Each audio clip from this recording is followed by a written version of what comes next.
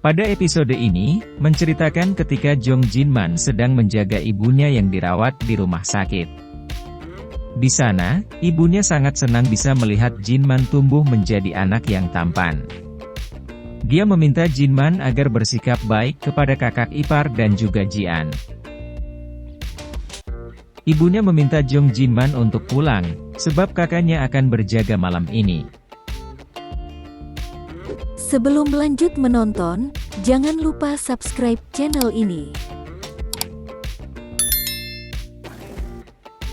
Kemudian, Jinman mengunjungi Minhye yang dia sembunyikan di tempat sahabatnya bernama Honda. Dia merupakan penjual senjata api ilegal. Minhye sangat senang atas kedatangan Jinman, karena dia telah menyelamatkannya. Honda memberitahu Jinman bahwa mayat Bale tidak ditemukan. Tetapi, dia yakin bahwa Bale sudah mati, karena ledakan bom tersebut. Honda mengajak Jinman untuk bekerja sama memperluas bisnisnya dengan menjual senjata api secara online. Sebab, adiknya sangat ahli di bidang komputer. Di sisi lain, Bale dan Lee Song-jo berencana untuk membunuh keluarga Jong Jinman. Namun, salah satu anggota Babylon bernama Jun Chol tidak setuju.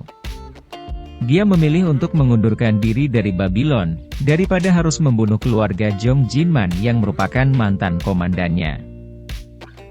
Lee Song-jo mengancam Jun Chol, dia juga akan menghabisi keluarganya jika Jun Chol tidak membantunya melawan Jinman. Mendengar hal itu, dia tak punya pilihan lain demi melindungi keluarganya. Kemudian, Bale mendatangi ibunda Jong Jinman. Bale membekapnya hingga meninggal dunia.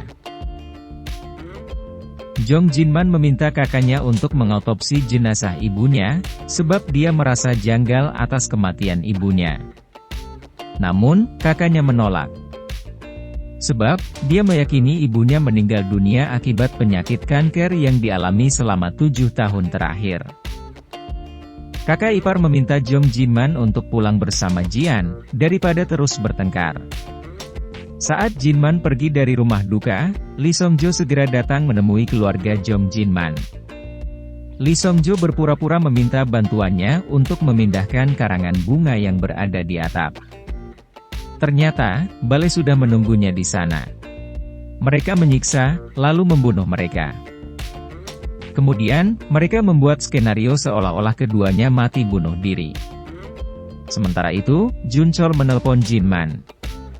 Dia memberitahu Jinman bahwa Bale masih hidup, dan sedang berada di rumah duka bersama Lee Song-jo untuk membunuh kakaknya. Mendengar hal itu, Jinman terkejut. Kemudian, dia meminta Honda untuk melindungi Jian. Honda pamit kepada adiknya untuk pergi karena ada urusan mendesak. Sesampainya di rumah Jinman, Honda meminta Jian untuk bersembunyi di kamarnya. Dia berusaha melindungi Jian dari komplotan Bale. Namun sayangnya, dia tertembak. Honda tidak berdaya, hingga Lee Song-jo memotong tangannya. Di sisi lain, Jinman diserang oleh komplotan Bale. Rupanya, Jun Chol telah menjebak Jinman. Jinman berjuang sendirian untuk melawan komplotan Bale. Kemudian, Jinman berhasil menangkap Jun Chol. Jun Chol meminta maaf, sebab dia tak punya pilihan lain selain bergabung dengan Bale. Sementara itu, komplotan Bale juga berusaha untuk menangkap Minhye. Untungnya, Minhye berhasil melawan komplotan Bale. Kemudian, dia mengungsi ke tempat lain untuk bersembunyi. Jinman mendatangi rumah Lee So-hwan. Dia meminta Lee So-hwan agar memerintahkan Bale dan Babylon untuk menyudahi peperangan ini. Sebab, dia telah kehilangan 4 orang terdekatnya. Jika tidak, dia bahkan bisa melakukan hal yang lebih dari ini. Bale sangat marah, karena anak buahnya tidak berhasil menangkap Jinman dan juga Minhye. Bale benar-benar ingin membunuh semua orang yang telah membantu Jinman. Lee So-hwan memperingatkan Bale untuk berhenti balas dendam terhadap Jinman. Sebab, sudah banyak anggota Babylon yang mati karena peperangan ini. Jinman menemui Brother. Rupanya, Brother merupakan adik Honda yang sangat ahli di bidang komputer.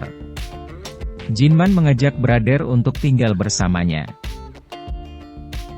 Sementara itu, Pasin menemui Minhye. Jinman meminta Pasin untuk melatih Minhye ilmu bela diri. Jinman telah mempersiapkan diri untuk melawan Bale suatu saat nanti.